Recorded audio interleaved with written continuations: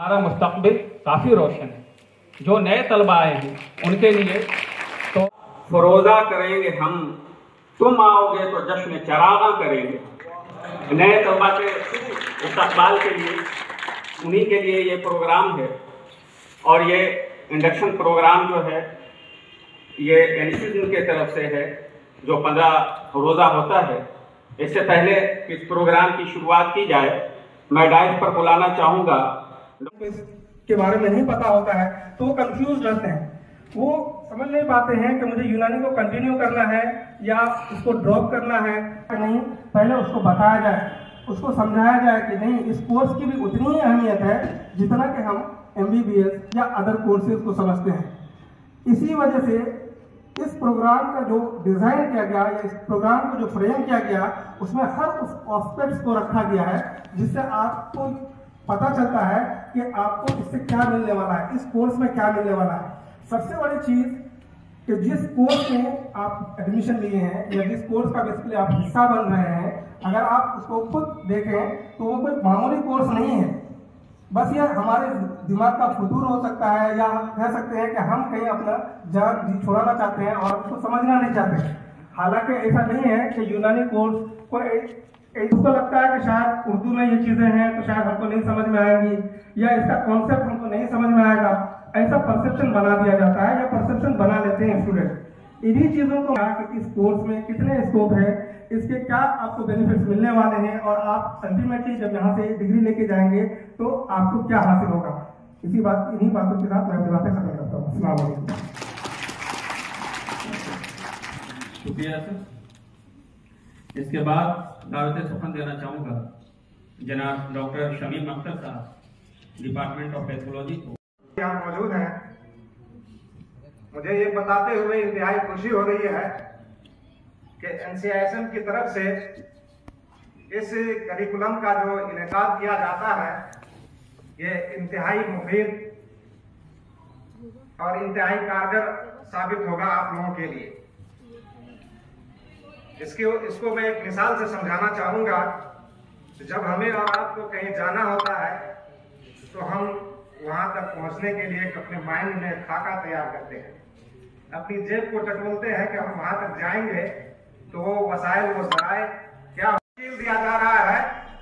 और वो निसाब इंतहाई साइंटिफिक और मॉडर्न ज़माने को सामने रख करके उसको तरतीब दिया गया है, उसको मुतय्यन किया गया है। आप दूसरी पैंतीस से कहीं भी पीछे नहीं रहेंगे।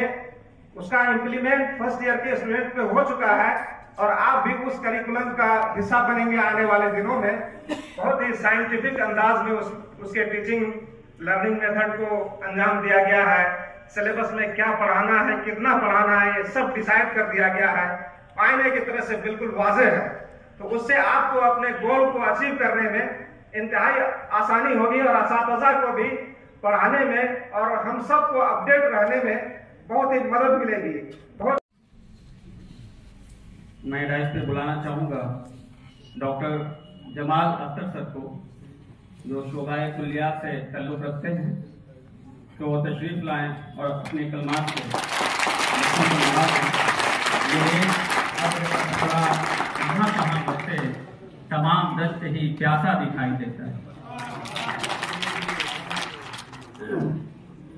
जनाब प्रिंसिपल साहब, एडमिशन में कहीं से भी हमें घाटा नहीं है। घाटा तो उसके लिए होता है जब आप फ्रस्ट्रेट हो जाए। भाई आपका MBBS में नहीं हुआ, आपने एडमिशन ले लिया, फिर क्लासेस छोड़ दी, फिर एग्ज़ाम देने भी आ गए, फिर टेस्ट देने भी आ गए। तो इस तरह से आप बार बार, कभी एक बार आप कोटा पहुंच रहे हैं, एक बार आप कोचिंग कर रहे हैं और एक बार फिर आप कॉलेज में आके टेस्ट दे रहे हैं, तो ये लोग क्या होते हैं, फ्रस्ट्रेट हो जाते हैं। लेकिन अगर आप अपने कोर्स के अंदर महारत हासिल कर ले, आपको उसके जो चीज देखो, हर कोर्स का मकसद क्या है, जितनी भी सिस्टम ऑफ मेडिसिन है, चाहे वो मॉडर्न सिस्टम हो, आयुर्वेदिक सिस्टम हो, यूनानी सिस्टम हो, सोरिकपा हो, होम्योपैथ हो, हर सिस्टम का मकसद क्या है, इंसानी जिस्म को सेहतमंद रखना। अगर आपको ये तमाम चीजें समझ में आ जाए, अगर आप अपने सिस्टम को समझ लें, उसकी डायग्नोसिस बना लें, उसका उसूल इलाज या लाइन ऑफ ट्रीटमेंट अगर आपको पता हो जाए, तो फिर आप किसी भी तरीके से आप उस मरीज का आप इलाज कर सकते हैं। लेकिन हमारे साथ प्रॉब्लम क्या होती है कि हम अपने कोर्स को नहीं पढ़ते हैं और हम दूसरे की तरफ यानी दूसरे की चीजों से मरहूब होते हैं और अपने को हम दूसरों से कमतर समझते हैं। जबकि गवर्नमेंट क्या करती है कि हर तमाम चीजें यानी एक आयुष सिस्टम का चाहे मॉडर्न मेडिसिन का हो, अगर आप गवर्नमेंट जॉब करते हैं तो दोनों की सैलरी बराबर होती है, दोनों का स्टेटस बराबर होता है, तमाम चीजें जितने भी प्रमोशन के जितने भी रूल्स रेगुलेशन है वो तमाम के तमाम रूल रेगुलेशन जो है वो चाहे मॉडर्न मेडिकल सिस्टम हो या फिर आयुष सिस्टम हो, वो तमाम के अंदर ये दोनों चीजें बराबर होती है। जब गवर्नमेंट आपको बराबर का दर्जा दे रही है तो आपकी ये जिम्मेदारी बढ़ती है कि आप अपने सिस्टम को, जिस कोर्स में आपने एडमिशन लिया है, आप उस कोर्स के अंदर महारत हासिल करें और जब आप अपने फील्ड के अंदर जाएं तो आप अपनी उस महारत से लोगों को रोशनास कराएं, ताकि जब लोगों को पता चलेगा कि हाँ ये भी एक तरीका इलाज है और इससे भी बहुत सारे अमराज के अंदर अमराज को ठीक करने में मदद मिलती है, तो लोग खुद ब खुद आपसे जुड़ते चले जाएंगे या आपकी तरफ आएंगे। तो मैं ये उम्मीद करता हूं कि जब आप 15 डेज ये प्रोग्राम आप अटेंड करेंगे तो ये जो कंफ्यूजन है आपका कि मेरा एमबीबीएस के अंदर एडमिशन नहीं हुआ और मैंने बीएमएस में एडमिशन ले लिया, तो मैं समझता हूं कि 15 डेज के बाद आपका ये जो कंफ्यूजन है ये कंफ्यूजन इंशाअल्लाह दूर हो जाएगा। इन्हीं सब चंद्र बातों के साथ मैं अपनी बात खत्म करता हूं। अस्सलामु अलैकुम। जनाब डॉक्टर एमडी तनवीर आलम सर को जो शोबरे कुलियात से हैं वो आए और अपने कलाम से नवाजें। काम सब गैर जरूरी हैं जो सब करते हैं और हम कुछ नहीं करते हैं गजब करते हैं। तो खुश आमदीद कहता हूँ, खैर मक़दम करता हूँ इस कॉलेज में। और ये महफिल उन्हीं के लिए सजाई गई है और उन्हीं को बताना है कि जो NCISM के तहत जो प्रोग्राम 15 दिन का होगा उसमें क्या क्या होगा। और बेसिक चीज़ ये है कि उसमें आपको यूनानी मेडिसिन के बारे में बताया जाएगा। यूनानी मेडिसिन है क्या, इसके फंडामेंटल्स क्या हैं और इसमें कौन कौन सा सब्जेक्ट पढ़ाया जाएगा। बहुत सारे सब्जेक्ट इसमें आपको ऐसे मिलेंगे जो शुरू में देखने में आपको लगेंगे कि पता नहीं, ये तो मेडिकल फील्ड से है ही नहीं ये सब्जेक्ट। जैसे मिसाल के तौर पर आपको जो है अरबी पढ़ाया जाएगा या आपको मंतिक पढ़ाया जाएगा, फलसफा पढ़ाया जाएगा। तो शुरू में ऐसा लगेगा कि हम तो डॉक्टर बनने आए थे, पता नहीं ये सब्जेक्ट क्यों पढ़ रहे हैं, लेकिन उसकी अहमियत आपको बताई जाएगी कि आखिर यूनानी सिस्टम में इस सब्जेक्ट को क्यों रखा गया, क्यों पढ़ाया जाता है। इसी तरह से तारीख एक सब्जेक्ट है, तो आपको लगेगा कि तारीख को फैकल्टी ऑफ आर्ट्स में पढ़ाई जाती है, बीएमएस में क्यों पढ़ाई जाती है, उसके बारे में भी बताया जाएगा कि तारीख क्यों पढ़ाई जाती है। और बहुत मशहूर कॉल है कि जो कौम अपनी तारीख को या अपने आबा व अजदाद को भुला देती है वो कौम खत्म हो जाती है। हर किसी को अपनी तारीख याद रखनी चाहिए और यकीन जानिए यूनानी की ऐसी ताबनाक तारीख है कि अगर आप उसको पढ़ेंगे तो अपने आप पे फख्र महसूस करेंगे।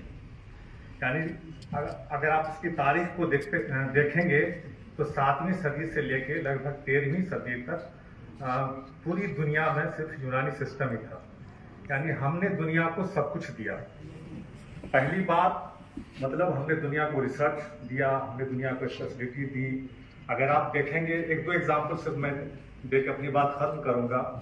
अगर आप हकीम जावेद बिन हय्यान को ले लें, मुझे लगता है उससे बड़ा रिसर्चर दुनिया में पैदा ही नहीं हुआ।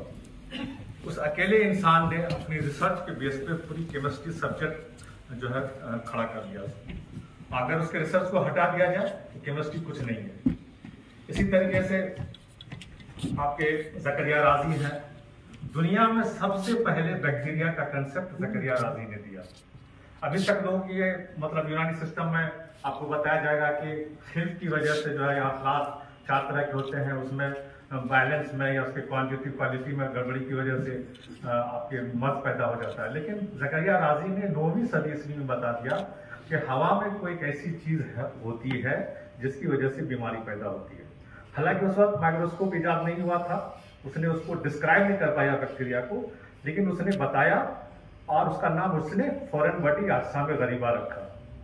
इसी तरीके से सर्जरी में आप ले लीजिए अगर तो अबुल कासिम ज़हरावी, वो ऐसा शख्स है जिसने आला भी खुद ही इजाद किया, यानी सर्जरी की जो इंस्ट्रूमेंट है उसने खुद ही इजाद किए, खुद ही उसने उसको डिजाइन किया, बनाया, उसकी तस्वीर को अपनी किताब तशरीफ में रखा। और आपको फख्र होगा ये जान करके कि आज भी सर्जरी में उसके बनाए हुए इंस्ट्रूमेंट इस्तेमाल होते हैं। इसी तरह से अगर स्पेशलाइजेशन की तरफ देखा जाए तो यूनानी ने दुनिया को सबसे पहले स्पेशलिटी दी। जैसे मिसाल के तौर पर ईसा बिन कहाल है, उस जमाने में वो माहिर अमराज़ चश्म था, इसलिए उसको कहाल का खिताब मतलब लक़ब मिला। वो उस जमाने में 12वीं सदी ईस्वी में वो स्पेशलिस्ट था और सिर्फ आंखों के मरीज को देखा करता था। तो हमारी तारीख काफी ताबनाक है, इसको भी जानना जरूरी है। फिर हम इसमें यह भी बताएंगे कि बीच में ऐसा क्या हुआ कि थोड़े से हम नीचे हो गए, फिर हम रिवाइवल की तरफ जा रहे हैं और इंशाअल्लाह ताला हम लोग सब मिल करके इस सिस्टम को काफी आगे ले जाएंगे। इन बातों के साथ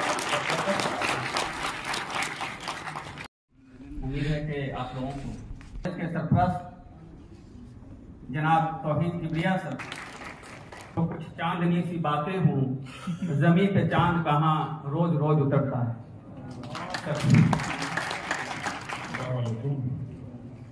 डाइट पर बैठे हुए हमारे असद कुछ हिदायत होती है एडमिनिस्ट्रेशन के तरफ से कि गार्जियन को क्या करना है। बच्चे तो पढ़ते हैं लेकिन उसके साथ गार्जियन की भी अपनी कुछ जिम्मेदारी होती है, तो उनको देख रेख और किस सब्जेक्ट या कॉलेज के ताल्लुक से उनका क्या रवैया है स्टूडेंट्स का, उसको भी देखने गार्जियन की एक बड़ी जिम्मेदारी है।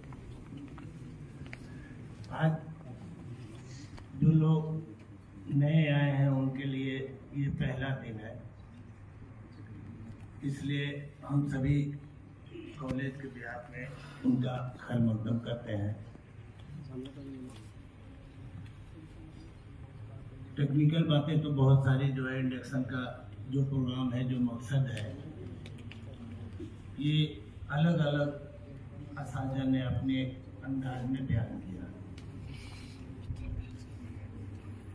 चूँकि अभी हम लोगों का एक प्रोग्राम था कि जो है एमएनसी या जो चीफ गेस्ट आने वाले थे, किसी वजह से वो बहुत फ्रेंड्स हैं, ये हम लोग एक दूसरे को बहुत अच्छी तरह से जान के लेते हैं कि इस कॉलेज में कौन कौन टीचर है और क्या क्या करता है और क्या क्या उनका ड्यूटी है, या फिर यूनानी के ताल्लुक से जो भी पढ़ाएंगे उनका मकसद क्या है। तो मकसद सामने क्लियर जो है लोगों ने बताया। फादर ऑफ मेडिसिन, तो फादर ऑफ मेडिसिन जो थे वो यूनानी सिस्टम से ही थे, ना कि एलोपैथी सिस्टम से थे, और वो आज भी मानते हैं हिप्पोक्रेट्स को फादर ऑफ मेडिसिन के तौर पे। उसी तरह से अगर हम सर्जरी की बात करें तो फादर ऑफ सर्जरी जो है वो अबुल कासिम ज़ोहरावी को ही आज भी माना जाता है।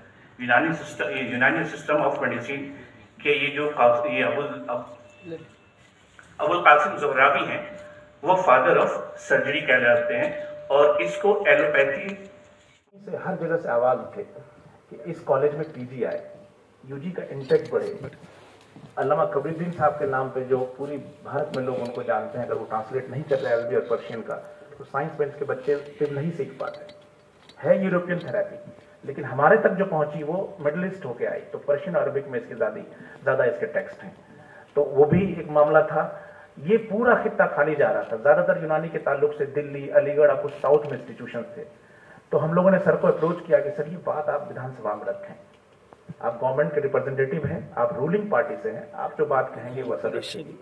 और जो इंस्टीट्यूशन का काम था, प्रिंसिपल साहब डिपार्टमेंट से मिलकर हम लोग काम कर रहे थे। तो आज मैं सर को कहूँगा कि मशकूरन ममनून कि सबने बात रखी विधानसभा में, और सर ने ये भी डिमांड रखा कि अल्लामा कबीरुद्दीन साहब के नाम से भी कोई इंस्टीट्यूशन होना चाहिए। उम्मीद करते हैं कि इंशाअल्लाह कबीरुद्दीन साहब के नाम से भी इंस्टीट्यूशन होगा। लेकिन एक छोटा सा काम कॉलेज ने भी किया है कि जो लाइब्रेरी है सर, उसका नाम हमने रखा है अल्लामा कबीरुद्दीन साहब पे। किसी वजह से थोड़ा सा टेक्निकली एरर की वजह से वो इसी प्रोग्राम के आखिर तक हम लोग करेंगे इनॉग्रेट उसको। और जो मेरी रिक्वेस्ट है सर से कि सर 1926 का ये कॉलेज है, 1926 से पहले दिन से ये कॉलेज है गवर्नमेंट का, तब से आज तक लगभग 98 साल का जो अरसा है, इसमें यूनानी को लेके डिमांड लोगों की बढ़ी। ऐसे लोग जो यूनानी की सर्विस लेना चाहते हैं, आप वाहिद ये कॉलेज है यहाँ पे, कोई टैग नहीं मुस्लिम का यूनानी पे। मैं स्टैटिक्स के साथ बताता हूँ, इस कॉलेज में 80% जो पेशेंट आता है वो नॉन मुस्लिम आता है। तो हमारी सर्विस किसी एक के लिए खास नहीं है। आज आप देखें तो हमारे यहाँ जो है नॉन मुस्लिम स्टूडेंट है, पीजी में बच्ची का ये सुचिता सर वो नॉन मुस्लिम है। तो यूनानी की बाउंड्रीज बढ़ रही है। मेरी रिक्वेस्ट है आपसे, और आप इंशाल्लाह रखेंगे भी, कि कम से कम 2 कॉलेज तो और चाहिए इस कैपेसिटी में। हमारे यहाँ बड़ा कितना है, पूर्णिया कटिहार उधर का भी, सहरसा, इस एरिया में कोई कॉलेज नहीं है। आप जहाँ भी हैं सर, हम ऑर्गेनाइज होकर आप पे आएंगे, सारी चीज़ों को लेंगे कि इसकी डिमांड हो। जो पीजी स्कॉलर्स निकल रहे हैं यहाँ से, उनके लिए, उनको कंज्यूम करने के लिए ज़्यादा से ज़्यादा हम मल्टीपल फोल्ड में सर्विस दे सकें बिहार के लोगों को। इंस्टीट्यूशंस बढ़े गवर्नमेंट के इंस्टीट्यूशंस के जो ऐड होते हैं वो बहुत शानदार होते हैं। उससे फिर बहुत सारे रिसर्च एंड और भी सारी चीज़ें, सर्विसेज बढ़ जाती है। और इस ताल्लुक से जो पुरानी बात है वो हम चाहते हैं कि कबीरुद्दीन साहब के नाम पे भी कोई इस तरह का खुसूसी टैगन करके कहीं यूनिवर्सिटी में कोई शोबा रिसर्च का बने या इस तरह का। तो हम डिमांड करते हैं सर से कि जहाँ भी आपकी रसाई हो, आप रूलिंग पार्टी से हैं और दूसरे बहुत अच्छी पहुंच रखते हैं आप ऑनरेबल सीएम के पास। ऑलरेडी उन्होंने बहुत कुछ दिया है। पिछले साल दिसंबर में उन्होंने कहा था कि कैंपस में जगह कम है तो इसको 10 एकड़ की ज़मीन दे दी। अभी हम 1.7 एकड़ कैंपस में काम कर रहे हैं। तो वो चीज़ है ऑलरेडी हमारे साथ, शुक्रगुजार हैं हम उसके। और भी इंस्टीट्यूशंस हो, इस ताल्लुक से सबसे हम सबकी तरफ से डिमांड है आज के प्रोग्राम में आने के लिए, वक्त निकालने के लिए। हालांकि ताखिर हम लोग की वजह से हुई। सर ने कहा था कि 10:30 तक आप शुरू करेंगे, तो हम यहाँ से होकर तब विधानसभा जाएंगे, तो उसके लिए माजरत। फिर भी आज मुश्किल है, मगर काम ये करना होगा, जीने के लिए आपको मरना होगा। और फूलों के जजीरे की तमन्ना है अगर कांटों के समंदर से गुजरना हो। एक है, इस वजह से हम लोगों ने कुछ प्रोग्राम्स पहले करा लिए। हालांकि पहले इनॉग्रेशन होना था। तो आज के जो प्रोग्राम है जो हम लोगों ने अभी किया, वो इंटरेक्शन विद स्टूडेंट्स के आप लोगों को बताया गया, एक इंट्रोडक्शन। और अभी जो होना है वो इंटरेक्शन विद पेरेंट्स के, आज जो है जो वालिदैन आए हुए हैं उनके साथ हमारे असातिज़ा कराम इंटरेक्ट करेंगे। उसके बाद फिर बच्चों से भी कुछ इंटरेक्शन होगी और फिर लंच ब्रेक है।